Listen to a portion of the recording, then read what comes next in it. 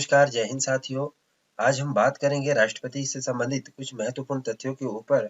और जब हम राष्ट्रपति की बात करते हैं तो हमें महत्वपूर्ण तथ्यों को एकत्रित करना बहुत ज्यादा जरूरी होता है, क्योंकि राष्ट्रपति से हमें सीधे तौर से 1 या 2 क्वेश्चन प्रत्येक पेपर में पूछा जाता है। तो इसलिए राष्ट्रपति यानी कि जो भारत के प्रेसिडेंट है, प्रेसिडेंट ऑफ इंडिया, इनके बारे में जानकारी होना अति आवश्यक है। वर्तमान में द्रौपदी मुर्मू भारत के प्रेसिडेंट है। वर्तमान में द्रौपदी मुर्मू भारत के प्रेसिडेंट है। कौन है? द्रौपदी मुर्मू। ठीक है, ये हमारे पास वर्तमान में देश के राष्ट्रपति के तौर पे सेवाएं दे रहे हैं। और अगर हम इसमें कुछ और एक्स्ट्रा जानकारी की बात करें तो राष्ट्रपति का संविधान से कोई संबंध है? तो निश्चित तौर से राष्ट्रपति का संविधान से संबंध है, यानी कि कॉन्स्टिट्यूशन। कॉन्स्टिट्यूशन में राष्ट्रपति के संबंध में जो चैप्टर इंक्लूड है, दैट इज पार्ट 5। ठीक है, पार्ट 5 भाग 5 में राष्ट्रपति के बारे में बताया गया है। और ये आर्टिकल 52 से 62 के बीच 61 के बीच बताया गया है।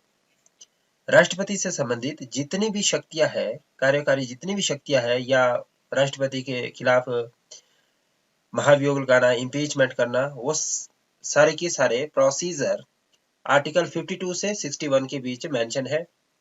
चाहे इसमें राष्ट्रपति की शक्तियां है, चाहे उसकी योग्यता है, या उसके शपथ लेने का जो मैनर्स है, या किसी को नियुक्त करना है, ये सब पार्ट्स किसमें है, हमें आर्टिकल 52 से 61 के बीच बताए गए हैं। अब हम यहाँ से इतना हमने समझ लिया इसको कि राष्ट्रपति एक तो हमारा पास कैसा व्यक्ति है, देश का सर्वोच्च व्यक्ति है, और नॉमिनल हेड है। कैसा है? Nominal head. ये भी आप यहाँ पे ध्यान रखेंगे, राष्ट्रपति is the nominal head, president is nominal head of the executive body. उसके साथ साथ अब हम यहाँ से कुछ महत्वपूर्ण तथ्यों के ऊपर बात करना शुरू करेंगे, जो कि बहुत जरूरी है समझने हमें अपने एग्जाम को मद्देनजर रखते हुए। तो प्रेसिडेंट के बारे में हम बात कर रहे हैं। The president is the executive head of the Republic. पहला पॉइंट यहाँ पे जो महत्वपूर्ण है वो है एग्जीक्यूटिव हेड। प्रेसिडेंट कैसा है? Executive head of the Republic, of the Republic. पहला पॉइंट। दूसरा पॉइंट इसका देखिए क्या है। The president is the first citizen of India. मैं वैसे ऊपर बता दिया था आपको, लेकिन फिर से मैं यहाँ पे लिख लेता, फर्स्ट सिटीजन ऑफ इंडिया। कौन है? राष्ट्रपति। And occupies the first position in the warrant of president. तो फर्स्ट पोजीशन है कहां पे? In the warrant of president.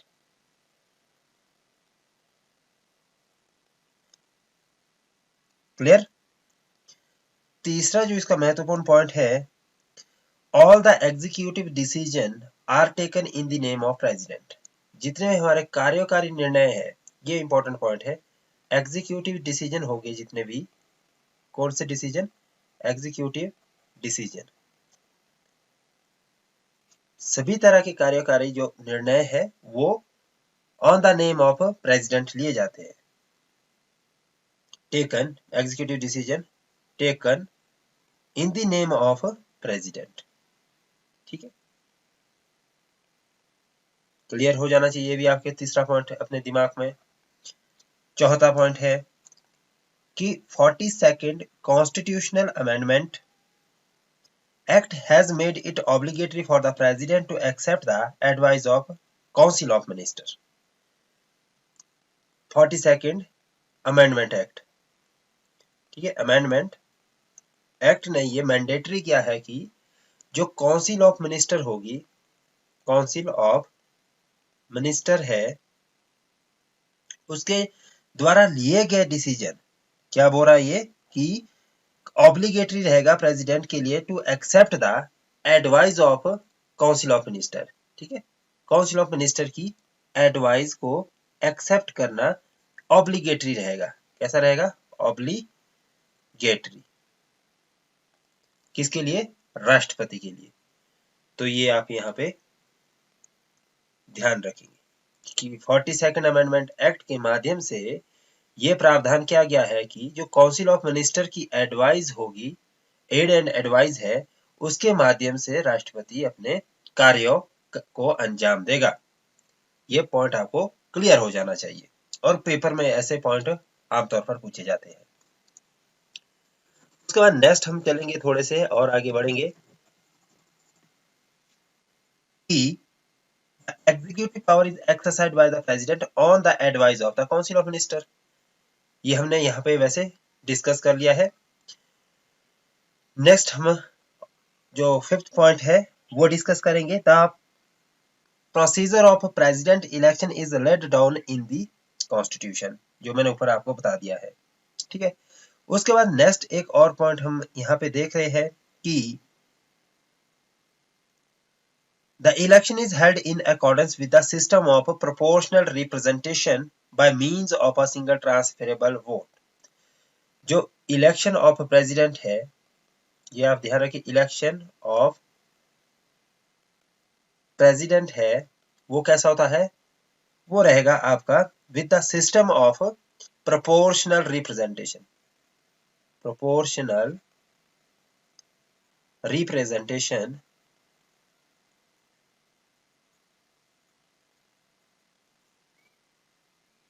by means of a single transferable vote. By means of single transferable vote. transferable vote।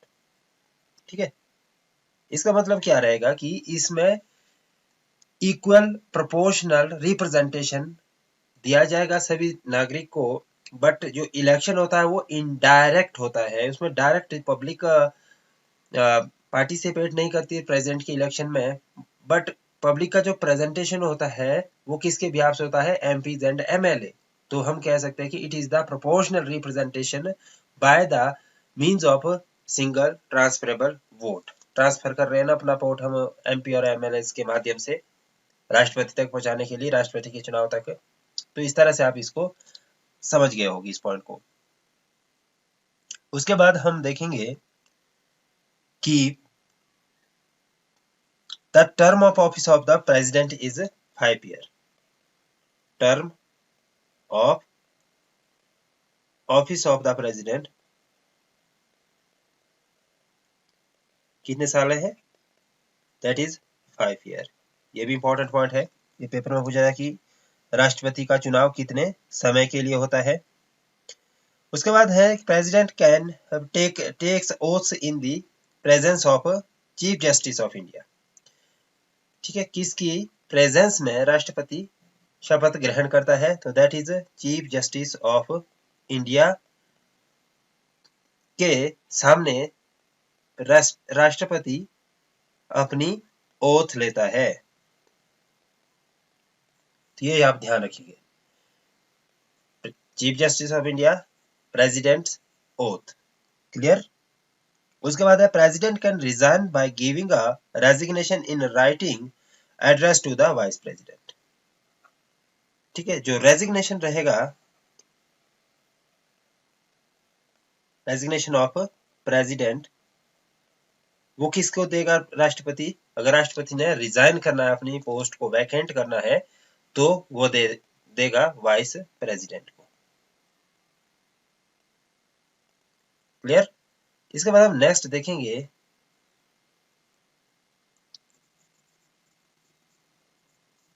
Next point है कि president can be removed for the violation of constitution. For the violation of constitution. यानी कि संविधान का अवहेलना करना, तो राष्ट्रपति को उसके पद से हटाया जा सकता है by the process of impeachment. कैसे? बाय प्रोसेस ऑफ इम्पीचमेंट, महाभियोग लगाना पड़ेगा, ठीक है, इम्पीचमेंट।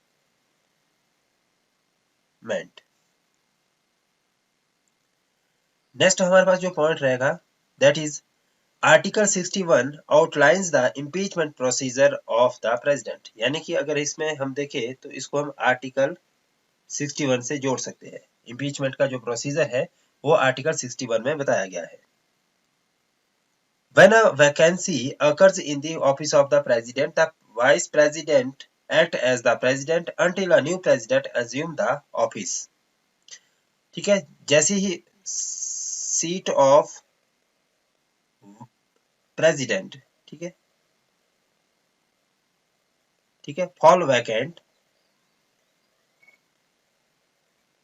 तो उस कंडीशन में वाइस प्रेसिडेंट क्या करेगा? Vice president act as a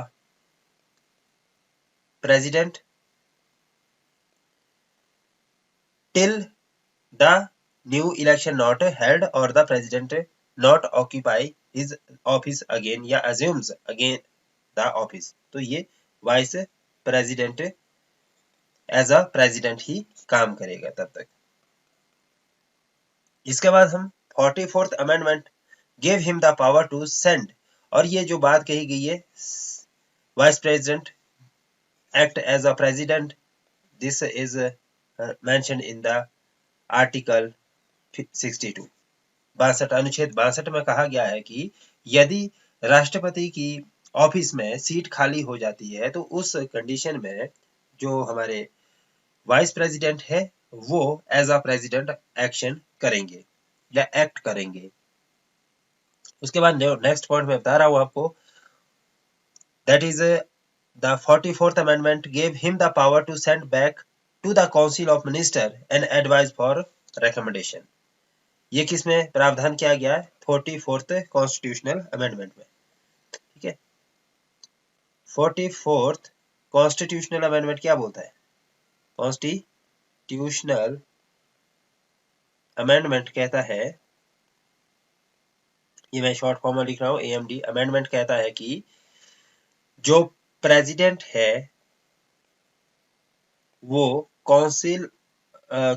council of minister की एडवाइस को वापस भेज सकता है फॉर द रिकमेंडेशन, ठीक है,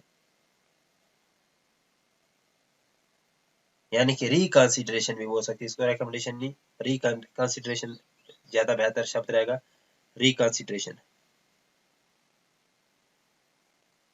तो रिकंसिडरेशन के लिए वापिस राष्ट्रपति किसी भी एडवाइस को काउंसिल ऑफ मिनिस्टर को दे सकता है। इसका प्रावधान हमें अनुच्छेद जो हमारे पास अमेंडमेंट हुआ है, ठीक है, संशोधन हुआ है, वो कौन सा?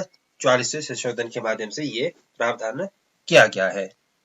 उसके बाद the budget is laid before the parliament in the name of the president, ठीक है, ये भी बहुत महत्वपूर्ण पॉइंट है। इसको आप ध्यान से देखेंगे कि जो हमारा बजट बनता है एवरी ईयर, ठीक है, हर साल बजट बनता है, तो वो on the name of president, budget laid in parliament on the name of president, on the name of president. Very good, ये सारी चीजें हमारी क्लियर हो गई। A money bill is introduced only on his recommendation, ये very important है। Paper में पूछा जाता है कि मनी बिल किसकी रिकमेंडेशन से इंट्रोड्यूस किया जाता है, तो आप बोलेंगे president. A money bill introduced with the recommendation of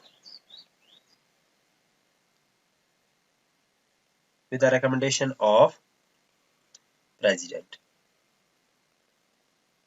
ये भी आप ध्यान रखेंगे, इंपॉर्टेंट पॉइंट है ये, ठीक है। उसके बाद नेक्स्ट हमारे पास पॉइंट है जो वह है कि He also appoints the finance commission every 5 year. ठीक है, फाइनेंस जो कमीशन है, finance commission also appointed by him, appointed by president for the term of 5 year. ठीक है, 5 years के लिए अपॉइंट किया जाता है। नेक्स्ट इसमें important point, all executive action of the union must be taken in the name of the president and all important officials are appointed by him. जितने में हमारे यूनियन से संबंधित executive action of the union यानी कि जो सरकार के सेंट्रल गवर्नमेंट के एक्शंस होंगे, important actions that must be taken on the name of president. All important executive action of the union must be taken in the name of the president। ये mention किया गया है article 77 में। कौन सा article में? 77 article में हमें इस चीज के बारे में बताया गया है।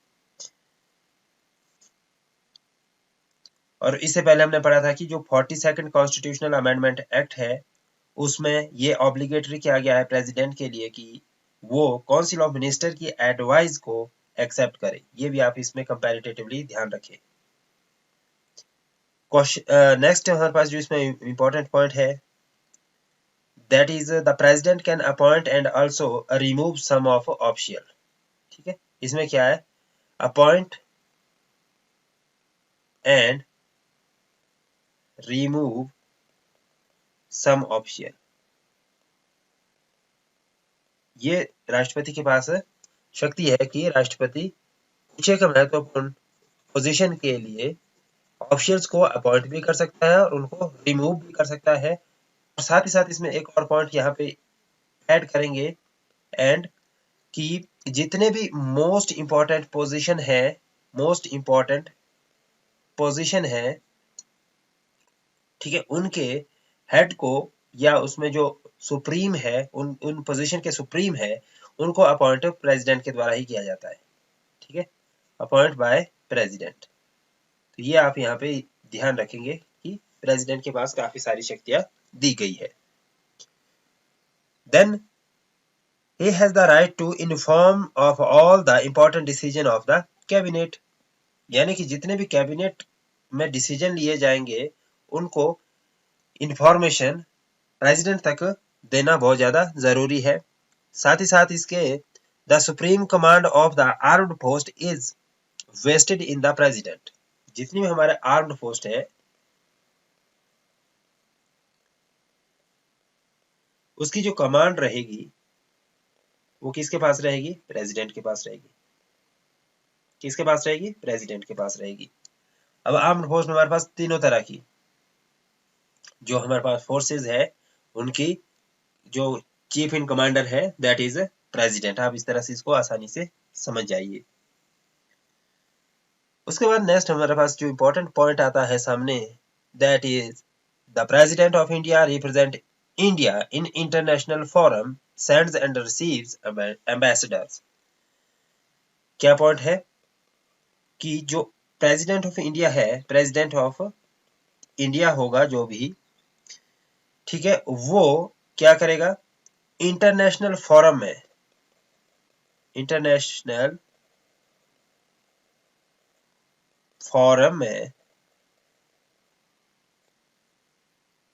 एम्बेसडर को सेंड्स एंड रिसीव करेगा और साथ साथ इंटरनेशनल फोरम में रिप्रेजेंट, ठीक है, प्रेजेंट करेगा। पहला तो रिप्रेजेंट है। साथ ही साथ इसमें जो एम्बेसडर है उनको रिसीव एंड सेंड भी करे। ठीक है, तो ये है हमारे पास यहाँ पे प्रेसिडेंट से संबंधित 18th पॉइंट हमने यहाँ पे कवर किया। All international treaties and agreement are concluded on his behalf. जितनी भी हम international treaties and MOUs sign करते हैं, that is also signed on the name of president. ठीक है, international treaty and any kind of agreement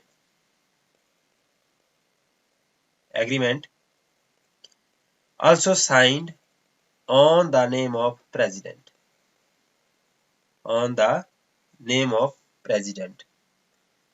इसके बाद जो नेक्स्ट इंपॉर्टेंट पॉइंट है,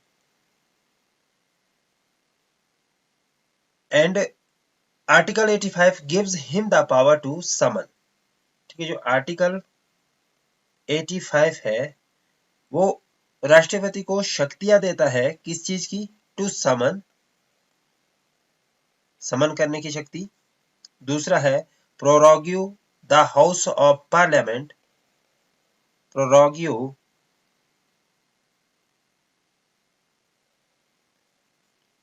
The House of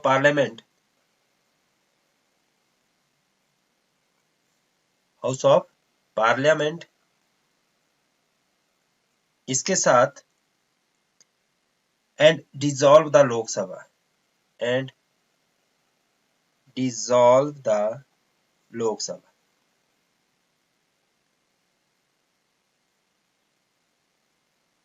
ये इसमें महत्वपूर्ण शक्तियां राष्ट्रपति के पास अनुच्छेद 85 से दी गई है.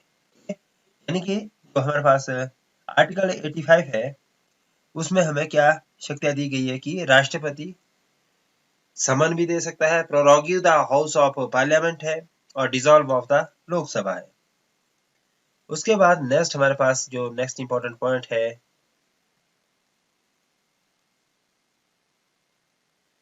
कुछ सर्टेन बिल्स भी जो इंट्रोड्यूस किए जाते हैं पार्लियामेंट में वो ओनली एंड ओनली प्रेसिडेंट की रिकमेंडेशन से किए जाते हैं. ये आप ऐसे ही ध्यान में रखेंगे, इसको मैं लिख नहीं रहा. फिर इसमें आर्टिकल 80 को लिखूंगा मैं. आर्टिकल 80 यानी कि जो अनुच्छेद 80 है वो क्या बोलता है कि give him the power to nominate 12 member to the Rajya Sabha. ठीक है, 12 मेंबर ऑफ राज्यसभा जो अपॉइंट किए जाते हैं राष्ट्रपति के द्वारा, वो शक्ति हमें आर्टिकल 80 से मिलती है. और वो कौन से व्यक्ति को अपॉइंट किया जाता है? That are the amongst the person having special knowledge of. ठीक है, जिनको क्या है स्पेशल नॉलेज होगी, स्पेशल नॉलेज ऑफ लिटरेचर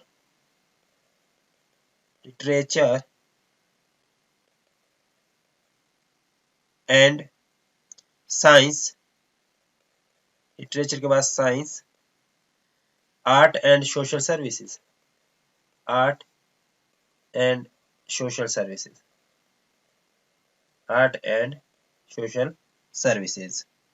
ये इसमें आर्टिकल 80 में बात की गई है. नेक्स्ट हमारे पास जो पॉइंट उभर के आता है, बहुत इंपॉर्टेंट, बहुत महत्वपूर्ण,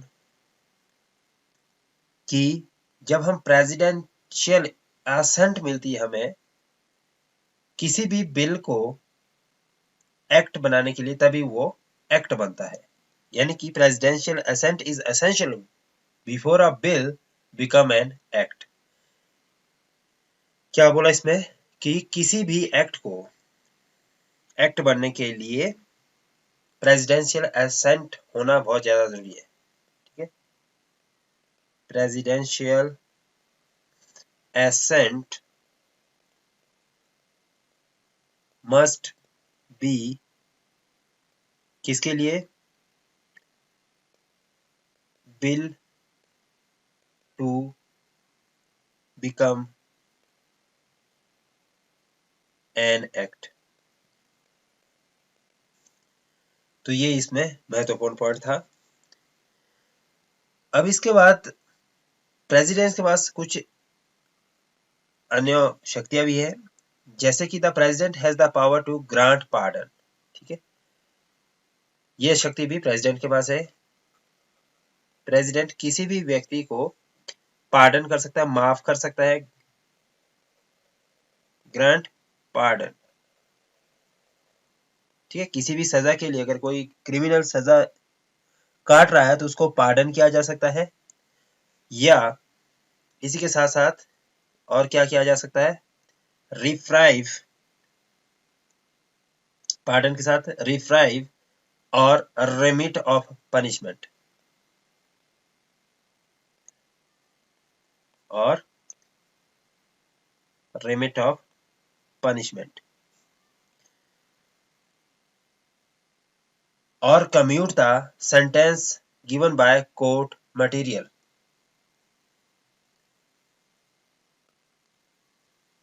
क्लियर, यहां तक हमारे पास ये क्लियर हो गया। उसके बाद नेक्स्ट हम चलेंगे नेक्स्ट पॉइंट की तरफ।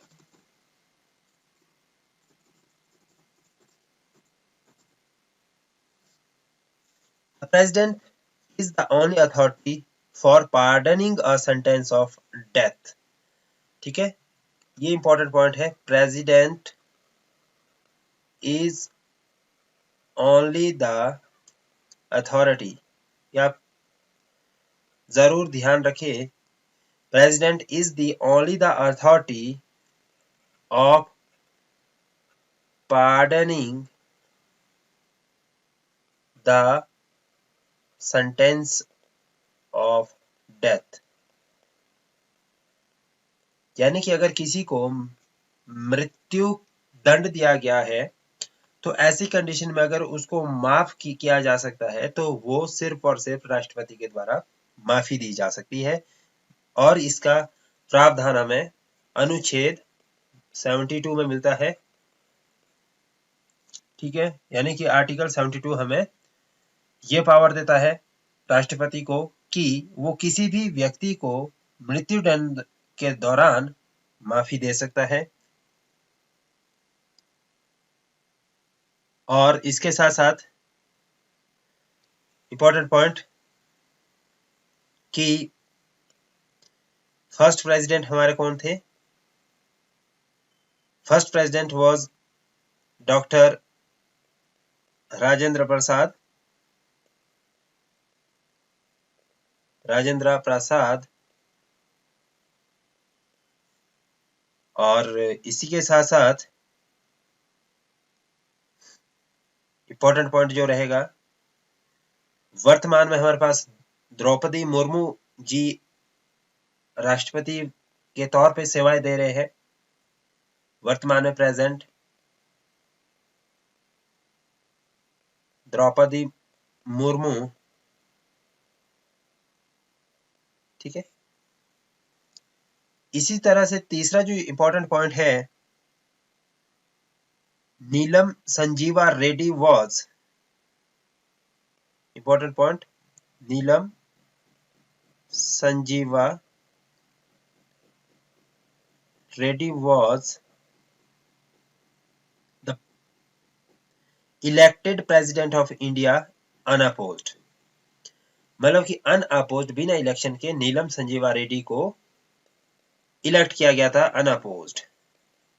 ये पेपर में पूछ लिया जाता कि किस राष्ट्रपति को अनअपोज इलेक्ट किया गया था।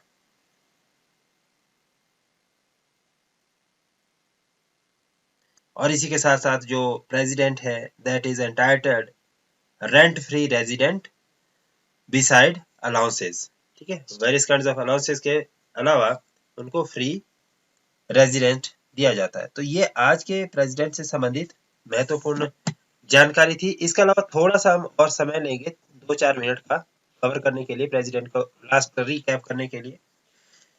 तो हम यहाँ पे देखेंगे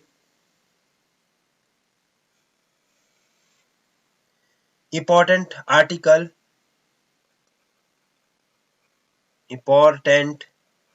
article related with the president। ठीक है, प्रेसिडेंट से संबंधित महत्वपूर्ण आर्टिकल या अनुच्छेद। आर्टिकल 53 क्या कहता है कि executive powers is vested in the president. जो एग्जीक्यूटिव पावर की बात की गई है वो प्रेसिडेंट के पास रहेगी। आर्टिकल 54 सेज, ये 53 है, 54 क्या कहता है, इलेक्शन ऑफ द प्रेसिडेंट की जो इलेक्शन के मैनर है वो किस तरह से होगा। इलेक्शन ऑफ प्रेसिडेंट की बात किसमें कही गई है, आर्टिकल 54 में। Article 55 process of president election, process of president election.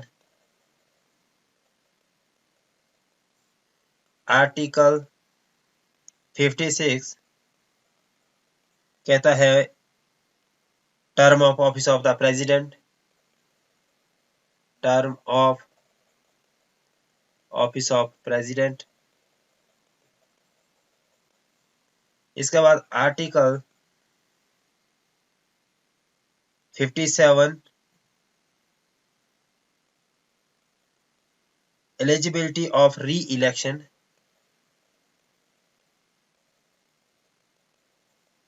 Eligibility of री इलेक्शन,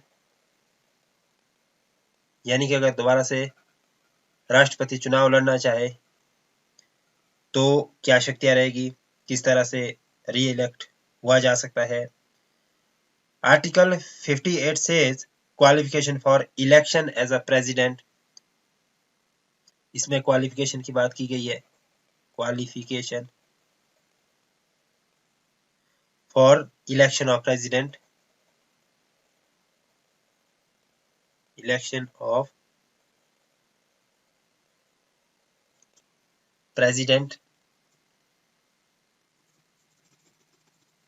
नेक्स्ट हम पढ़ेंगे article 60 says about oath to the president, oath to the president।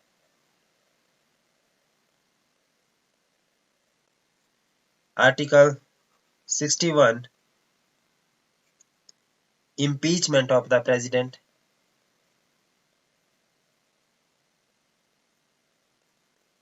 of president। Article 71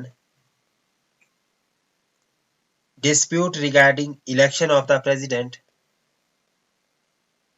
dispute regarding election of the president।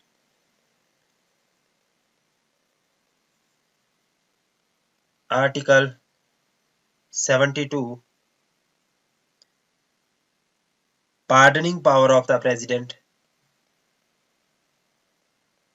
pardoning power of the president। जो मैंने आपको बताया था various kinds of penalties को pardon अगर कर सकता है कोई भारत में तो that is only and only the president of India. Article 74 president by the aid and advice tender by the council and minister, यानी कि जो प्रेसिडेंट है वो एड एंड एडवाइस किससे लेता है, एड एंड एडवाइस कहां से लेता है, काउंसिल ऑफ मिनिस्टर से लेता है। Article 76 appointment of attorney general of India, appointment of attorney general of India, general of India. This is mentioned in the Article 76। Article 78 यानी कि अनुच्छेद 78 क्या कहता है कि जो प्राइम मिनिस्टर होगा यानी कि प्रधानमंत्री है वो राष्ट्रपति को सभी तरह की सूचनाओं से अवगत रखेगा। Prime minister to keep president inform, to keep president informed. To keep president informed. Next, Article 85, जो मैंने आपको पहले बताया था, summon, prorogue the House of the Parliament and the dissolution of लोक सभा। तो इसमें ये चीजें मैंने पहले भी आपको बता दी है, समन हो गया या prorogue the house of parliament, prorogue the house of parliament and dissolvation, या डिसॉल्व करना है किसको, लोकसभा को। तो ये शक्तियां भी हमें प्रेसिडेंट के पास ही है और आर्टिकल 85 से दी गई है। आर्टिकल 80 जो मैंने ऑलरेडी डिस्कस कर दिया है कि नॉमिनेशन की पावर है, nominate 12 member of Rajya Sabha from different field, specialized field. Article 123, article 123, power to promulgate ordinance, power to promulgate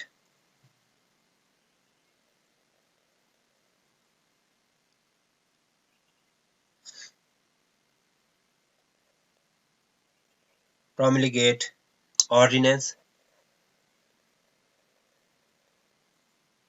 Article 143, consultation with the Supreme Court of India, consultation with the Supreme Court of India, यानी कि किसी भी तरह का सलाह मशवरा अगर supreme court से लेना है तो आर्टिकल 143 के माध्यम से राष्ट्रपति ले सकता है। आर्टिकल 352, ये तो आप सभी को पता होगा कि अनुच्छेद 352 क्या कहता है, proclamation of emergency by war. ठीक है, इसमें क्या है, इमरजेंसी, अगर कहीं पे हमें इमरजेंसी आपातकालीन स्थिति की घोषणा करनी पड़े तो किस कंडीशन में करनी कि ये आजादी दी गई है। आर्टिकल 352 में बाय वॉर, यदि कहीं से युद्ध हो रहा है, या एक्सटर्नल एग्रेशन, या बाहरी आक्रमण है, एक्सटर्नल एग्रेशन, किस तरह का बाहरी विद्रोह हो चुका है, या आर्म रिबेलियन, या किसी सेना ने विद्रोह कर दिया है, आर्म्ड रिबेलियन, रेबेलियन। तो ऐसी कंडीशन में हम अनुच्छेद 352 के द्वारा आपातकालीन स्थिति घोषित कर सकते हैं। आर्टिकल 356 क्या कहता है, आर्टिकल 356 कहता है कि taking over the administration of the state, taking over the administration of state. इसका मतलब क्या हुआ, इसका मतलब हुआ कि राज्यों का पूरा प्रशासन को टेक ओवर करना, ये अनुच्छेद 356 के माध्यम से शक्ति दी गई है। इसी तरह से अगर राष्ट्रपति को लगता है कि किसी राज्यों में या देश के अंदर वित्तीय संकट आ चुका है तो उस कंडीशन में अनुच्छेद 360 का प्रयोग राष्ट्रपति कर सकता है और वित्तीय आपातकालीन स्थिति घोषित कर सकता है। Proclamation of financial emergency. 3 तरह की हमारे पास आपातकालीन स्थिति बताई गई है और तीनों मैंने यहाँ पे आपको डिस्कस कर दी है और पेपर में भी बार बार पूछी जाती है, ये इम्पोर्टेंट है। 352 में हमें बताया गया है कि यदि कोई युद्ध की स्थिति है या बाहरी आक्रमण हुआ या सेना विद्रोह कर ले तो 352 के द्वारा हम इमरजेंसी लगा सकते हैं। अगर हमने अनुच्छेद 356 के द्वारा आपातकालीन स्थिति घोषित की है तो इसका मतलब है कि किसी राज्यों का पूरा जो प्रशासन है उसको टेक ओवर किया गया है। और अगर हमने आपातकालीन स्थिति अनुच्छेद 360 के द्वारा लगाई है, तो इसका मतलब है कि राज्यों के अंदर वित्तीय संकट बहुत बड़ा आ चुका है। तो आज की वीडियो में हमने प्रेसिडेंट से संबंधित बहुत महत्वपूर्ण टॉपिक कवर किया है। होप सो कि आपको इससे काफी ज्यादा चीजें सीखने को मिलेगी। Thanks to watch this video. और अगर आपको ये वीडियो अच्छा लगा है तो आप अपने दोस्तों के साथ शेयर जरूर करिएगा।